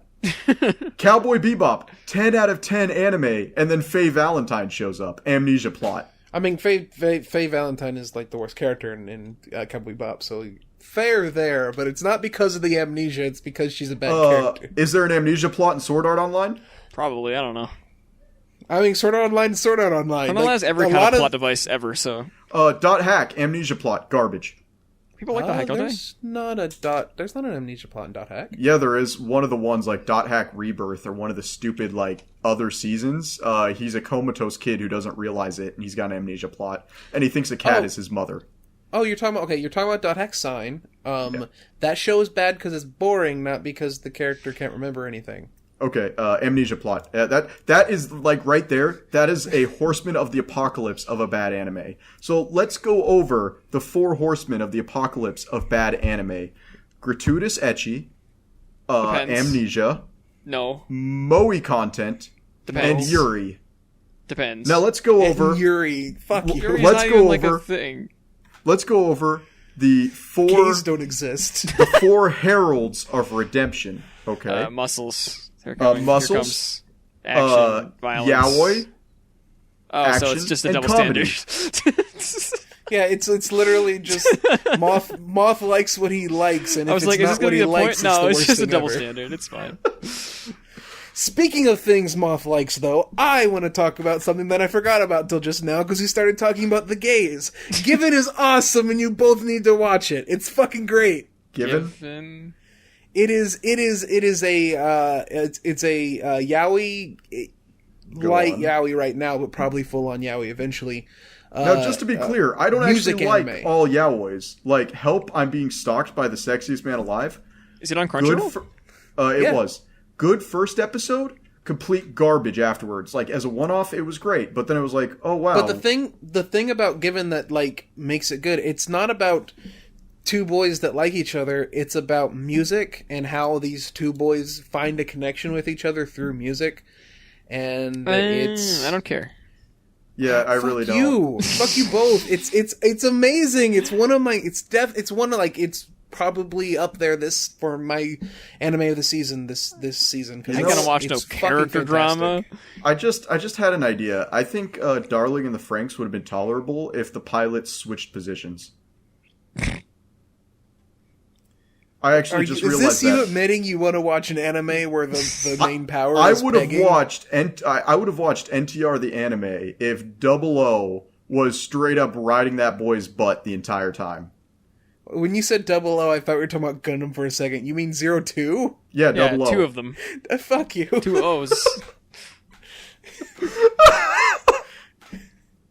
Real quick, while we're talking about seasonal, like the fact that we're starting the season, I'm putting my pirate hat back on. My pirate hat has literally been in the closet for 5 years. Okay. But at this point, anime streaming has become so dumb that my pirate hat is coming out of the closet. So let's break down this season, okay? Uh-huh. If you want to watch 30% of the anime that came out this season, you get Crunchyroll and VRV. Yeah. If you want to watch 2 very niche animes, you have to get Funimation. Wait, what If you want to watch Vinland Saga and only Vinland Saga, you have to have Amazon Prime. Mm-hmm. What are the niche ones? The Dumbbell and one other I can't even remember. Okay. If you want to watch, it's not For My Daughter, it's the other one, the Demon Lord one, where he enters his own MMO. Who cares? You have to have Hulu. Nobody care though? No, like nobody cares. And then, after all of this, let's say you've paid for your 4 to 5 subscription services that cost like $10 a month, some of which you're only getting 1 anime a season out of. You still don't get every anime. Bug Island is probably not going to be hosted on any of these sources. Yeah. So the fact that I'm already shelling out $40 to $50 a month and I'm not getting all the anime this season is garbage. So yeah, Kiss Anime, I've missed you. Let's get on it.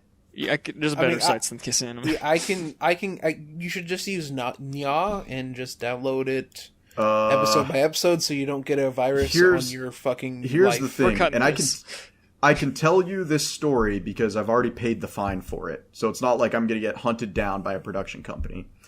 I once downloaded the Metalocalypse movie because I could not find it for anywhere less than like $20, even on iTunes at the time.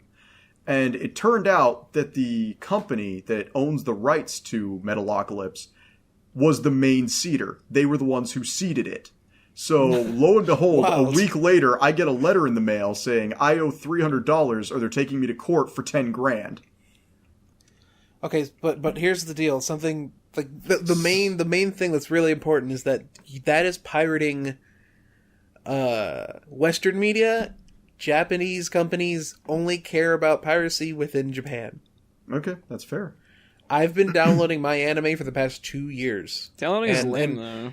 And my particular internet service, when they catch you pirating, before you hear from any corporations that want to tax you, they shut off your internet and tell you stop pirating or you're fucked. Really? And then yes, wild. Because because when you pirate the like HBO or whoever, if that's what you're stealing, will contact the internet provider here and be like, hey, they're fucking stealing, and they'll shut you down. But I've downloaded so many. I have well over a terabyte of anime on my computer, and guess who's never been contacted? Like nothing has ever happened to me, and it's and now you're going to say that to the world, and the CIA is knocking you down right now. Well, hey, I mean, look, there's my personal a FBI fat agent Wisconsin. Go send him to prison. Wait, fat Wisconsin? Yeah, I imagine you live in Wisconsin because you're overweight and work at a car shop. We've talked about where I'm from. I'm Arkansan. Yeah, okay, same thing. Is that how it's said? The difference between Arkansas and Wisconsin is there's less Canadians in Arkansas. No, there's also a lot of Asian foreign people in Arkansas. Ford people? I was gonna say Asian. Yeah, but they don't like Hyundai down there. There's a high Japanese, high Indian, high Spanish, high Mexican. Like it's kind of a weird melting pot of cultures down Now, here. here's you the get reality. some really If we authentic ever, fucking Chinese food here. if we ever like go on tour and we get like recruited to a convention in like Arkansas, I'm just gonna get shivved with like a Pabst Blue Ribbon can. You Like don't want to go to a convention in Arkansas. The only people that show up to conventions in Arkansas are Tommy the Green Ranger. I was gonna say, like, I imagine like most of the audience here, and I'm gonna gatekeep for a second. I know this is like a horribly toxic thing, but I put a lot of effort and attention into my cosplays, and I cosplay like once or twice a year. Like, if you're wearing cat ears and a corset, you're not cosplaying as anything. You're just looking for attention. End of story. Yeah, I mean that's barely even gatekeeping. Yeah, that's fair. But like, when I think of Arkansas, I think of all the conventions I went to in Idaho, and in Idaho, like, there was generally one 6'7" dude who was really, really tall and really, really lanky, who dressed as Vash the Stampede every year, and I couldn't tell if it was the same guy or if there were just 8 dudes who were really tall with really long black hair cosplaying as Vash the Stampede. Occasionally they would swap out with Alucard. You'd either get Vash or Alucard because you can switch the trench coats and you're still fine. Yeah. There's like that guy every time, and then it was just chicks either dressed up as maids or cat girls, and that was the entire convention. See, the thing about Arkansas though is that conventions don't happen in Arkansas. Like, Well, imagine that, because the only thing that happened happens in Arkansas is they film Courage the Cowardly Dog. that was based off Kansas. Like that's the other one. Not The same state, you have the same letters. Arkansas. Arkansas is an anagram for Kansas. Wait, No. that's not what that means. Arkansas is Kansas with an R in front of it. It's an anagram for Kansas. It's a pirate Kansas. Yeah, It's Pirate Kansas. Yes. it's Kansas. Yeah, it's an anagram. We're good. No, wait. Speaking of anagrams, Vinland Saga is a thing that's It's amazing. an anagram for Lindnabsags. Levindiv. It's It's really Invalid? good. Did you guys watch all 3 Invalid. episodes? It's an anagram for invalid. It's actually an I've anagram watched- for Newfoundland, which is where it became after it was done being Vinland. actually Vinland is America. I've only no, watched actually. one episode of Vinland Saga. The one thing I will respect, though, is in the OP, it actually shows what a Viking berserker was. And I really that's the character in the show. Well, the fact that a Viking, like, here's the thing. We always joke about Vikings, like, oh yeah, the berserkers, they could handle 30 Englishmen at once. Here's what happened. They found the dumbest guys in the group, gave them a ton of psychedelic mushrooms, and pointed them in a direction. In fact, it was such a caustic battle tactic that half the time they turned on their own men. Yeah, that's something that makes Vinland Saga so amazing. It's scarily accurate to actual like historical Vikings. Like it's wild. And Vinland is Vinland is the Scandinavian name for America frog. Like straight up. They even mate Pretty Native sure Americans. that around area became like Atlantic Canada. Actually, I don't know. Hang on. I mean, yes, but like that's North America. Well, yeah, but America is Canada's part of it. I know. I'm not arguing with you Cogito there. ergo You're- sum. Oh, Newfoundland. wait, you said... Wait a second. You said, Newfoundland. I'm sorry. I forgot Newfoundland is Canada. Yes. Canada. So Newfoundland is actually where my dad was born, where I summer. Oh, your dad's a frequently. fucking Newfie? Yeah, bro. I'm half Newfie. God. And I've summered there a lot. So it's kind of cool because you actually see a bunch of Viking like stuff there, like historical stuff. It's really neat to see and represented in like a medium that I love so much. Not to cut this off, because honestly, like neo-paganism in America has completely ruined Viking culture for me. So I'm going to transition. Before we close this episode, I really need to talk about the fight scene in Demon Slayers. Oh, no, yeah, I'm with you actually. Was that episode 13 where they did that fight scene, or was that episode 14? Episode 13, yeah. Yeah, okay. So episode 13 is probably my favorite episode in an anime in the last 6 months. It opens so well, though. It opens well, and then the rest of the episode is great. Because we have had high tension drama, high tension character interaction. Like, everything has been so in your face, like slamming at the gates, that an episode where the characters are just developing their friendship and it's going to benefit the rest of the storytelling. It is, you might want to call it visual storytelling because it's showing them interacting with each other. No. I'm gonna just send you a visual storytelling of me killing myself.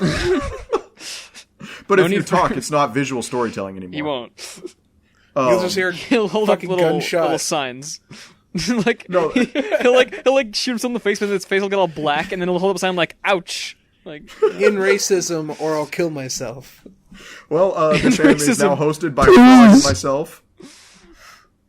But yeah, I would say episode 13 of Demon Slayers is probably the very best episode I've seen in about a year. I would say in a year. In the last year. No. Short of the Golden Kamui Hot Spring episode, it is the best episode I've seen in a year. No, because like Mob Psycho 2 came out. Yeah. Honestly, Mob Psycho 2 was a little bit boring to me. It was good. Season 2, episode 5 is one of the greatest episodes of Mob anime Psycho ever Season made. 2 was way more refined than Season 1. It had better storytelling, it had better character development, but I was bored most of the time. I really was. I don't understand that. I mean, honestly, the Regan subplot, really, really good. Where you saw Regan get back on his feet, that's amazing. I just didn't love Mob Psycho Season 2 as much as Season 1. That's fair. But no, I would say the 3 best anime episodes I've seen in the last year would definitely be the episode of Golden Kamui where they're at the hot springs and they're fighting a bunch of blind men naked. Gay. Yeah, go ahead. Gay. The episode of Sarazanmai where Rio becomes a kappa. Pretty great. Gay. Go on. And also gay, yeah. This episode of Demon Slayers.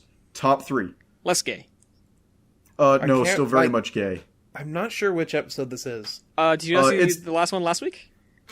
I may have. I don't remember. It opens up with this amazing choreographed fight scene between. Oh yeah. Tanjiro where he does the. So I will say I am slightly biased to this episode because I'm cosplaying as Inosuke in September. Yeah. So like, my favoritism towards him is just a little bit over the top. Yeah, that was the episode that made me realize that I am attracted to the Pigman. Yeah. Whew, there's a tag for cute. you. He's a very, very cute attractive man. Girl. Yes. Dude, the moment... All right, this is going to sound horrible, but the moment he was in the covers and his chest was covered and you only saw his face, but he was still topless, that was a girl. I really wish... he could make a girl out of me. I really wish this was a visual medium so I could talk more about the animation of that fight scene, because... Oh my gosh. The fact that, like, he spun around the main character's That was my favorite thing. Twice. The move where he spins around on his head and, like, just flans, like, really smoothly. It's so sick. Here's the thing. Almost any other anime, would have just reused his head spin twice and just, like, recycled the frames to show, like, how intense it was. He actually shifted his momentum. Like, on the first spin... It was a very dynamic, animation. On top of that, Nezuko is still best daughter. I mean, nobody's going to disagree with that. She's just so cute. She's just so precious. And she was even more precious in that episode. I will say, I will give Demon Slayer credit for a lot of things. The main character is Tanjiro, right? Yes. I would go ahead and say Tanjiro is the best Deku I've ever seen. Huh? Okay, you're talking about just protagonist then. Yeah, I'm talking about protagonist. I would say... Deku from Hero Academia and Tanjiro are in the same league as, like, blue protagonists. But I would say Tanjiro is miles ahead of Deku. So, like, is the comparison that you're making pure-hearted protagonist? No, so generally in shonen storytelling, you have 2 colors, and they always contrast. Oh, so no, I know what you're you talking have, about, in Hunter x Hunter, you have Gon, who's red. In Dragon Ball Z, you have Goku, who's red.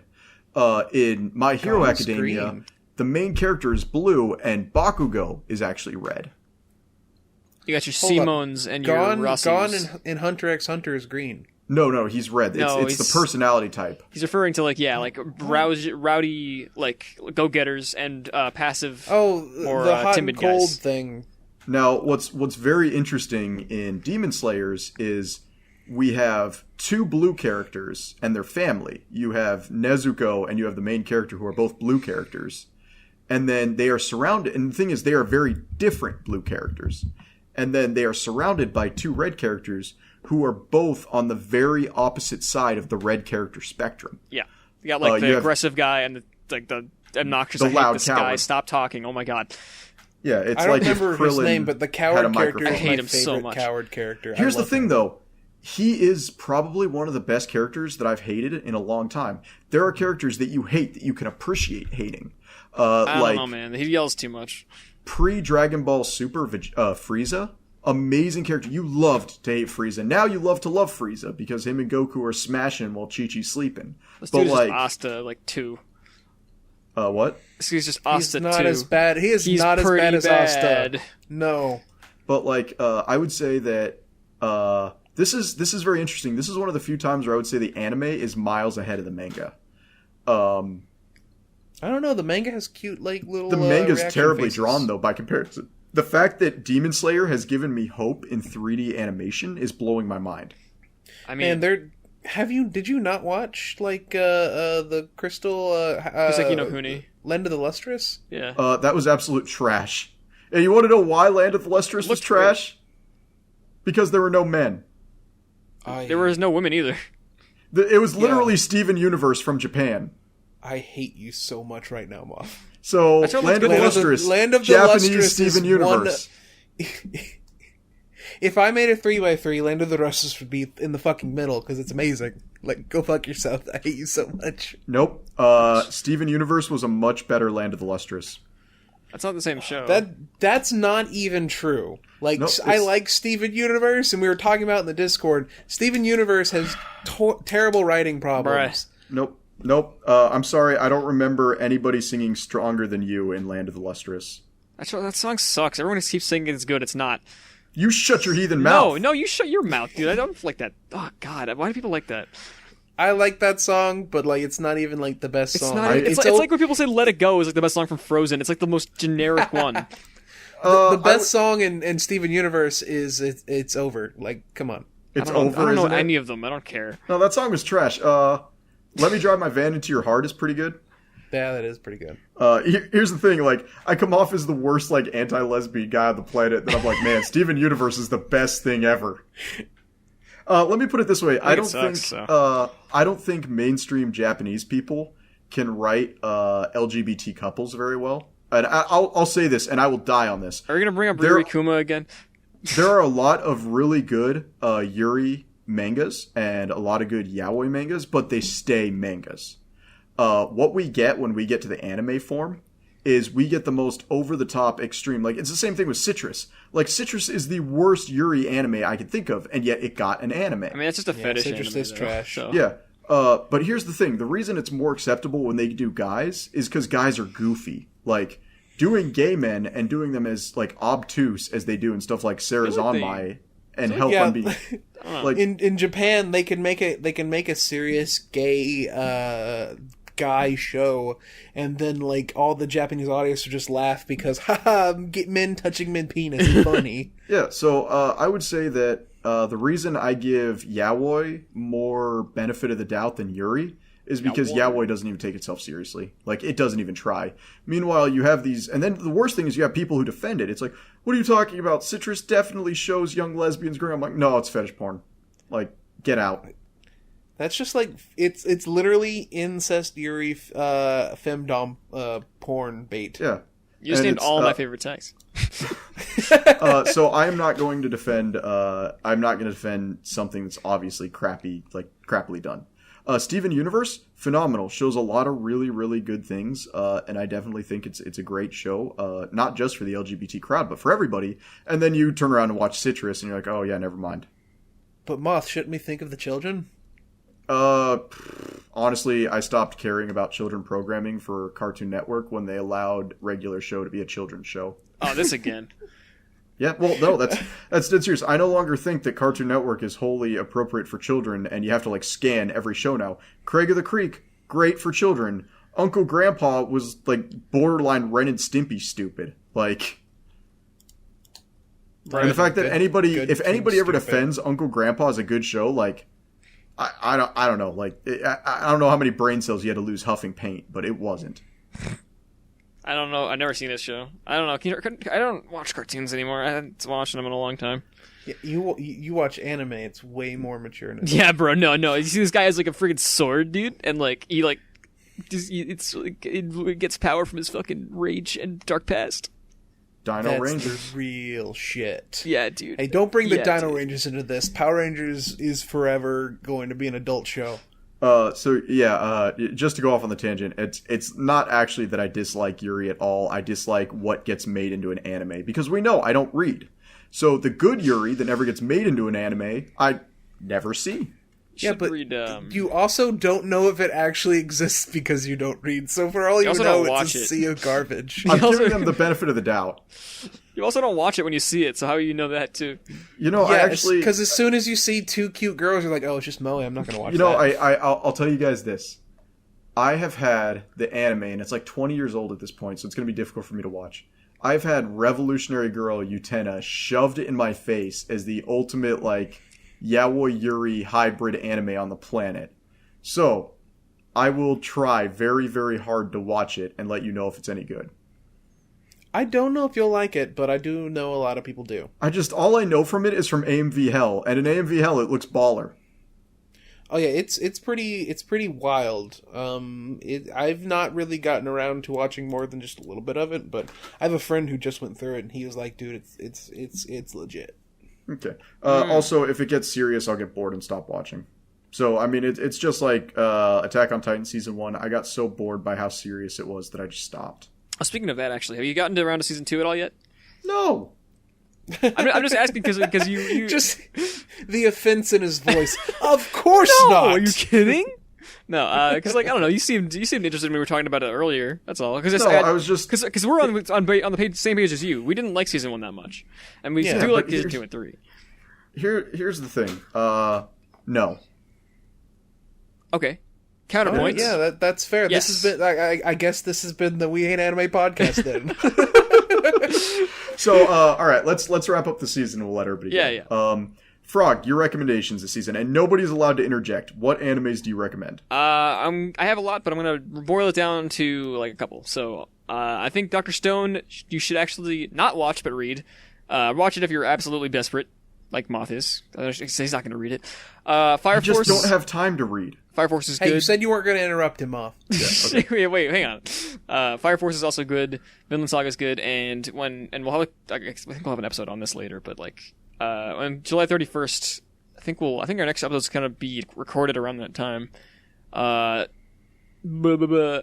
King of Asura is gonna come out, and I'm gonna love/hate it because it's animated weirdly, but I'm gonna watch it anyway. We're going to hate watch it and talk about it. I'm gonna love/hate watch it because I love the manga, and I'm gonna make Mike read the manga even though he doesn't like fight manga, and it's gonna be good.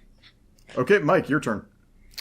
All right, so the anime this season that I really recommend, I'll start with the ones that I have seen. There's only one I haven't that I'm going to recommend. Fire Force has really great direction, really great use of colors. Vinland Saga is just gorgeous and awesome, and it's one of the best looking anime this season, and it's going to get completely overlooked because of who has it. Then there is Given, which is a given that it's on my top list. Like that show is that show is awesome. And then the one that I haven't seen the new season, but there's enough Symphogear backlog that if you give the first episode a shot, because the first episode of Symphogear, if you watch it, you'll know if you're going to like Symphogear, and then go forward, because that show it's perfect. I remember you sent clips of that one time, and I thought it looked really dumb. Okay, Yeah, it's my dumb. recommendations. My recommendations. I'm gonna go with Dr. Stone and Fire Force for sure. Yeah. Keep watching Demon Slayer because it's just getting better by the episode, and they're gonna start fighting the Spider Girl soon. So get that monster girl in there. Finally, if you haven't already, just binge watch season 2 of Agretzko and get it done with. I should probably watch that at some point in my life. You know what's funny is I have the most smooth brain, I love using this phrase, but pseudo-intellectual friend on the planet who hated how season 2 of Agretzko ended.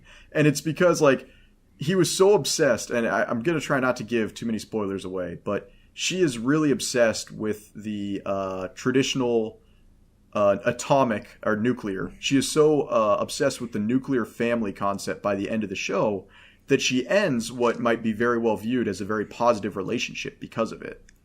And I have a friend who's so against getting married, and he's like, he actually actively looks down on people who get married, Right. that he was offended by the ending. And I'm like, dude, that wasn't even the whole point of the ending of the season. Like, there was so much more going on there, and you're just like, she was brainwashed into the nuclear family. Shut up. Watch Agretzko. It's good. I like we usually close. I am English Mike. I'm at Annie Miker on Twitter.